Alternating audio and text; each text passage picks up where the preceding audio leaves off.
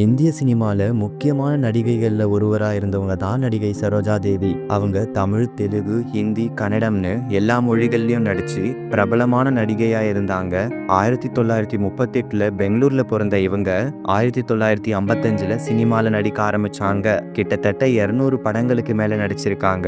இவங்க 1950ல இருந்து 1980 வரையிலும் தமிழ், தெலுங்கு, கன்னடம், ஹிந்தின்னு எல்லா மொழிகள்லயும் பெரிய ஹீரோயினா இருந்தாங்க. குறிப்பா சொல்லணும்னா எம்ஜிஆர், சிவாஜி கணேசன் இவங்க சேர்ந்து நடிச்சு நிறைய இப்படங்களை கொடுத்திருக்காங்க.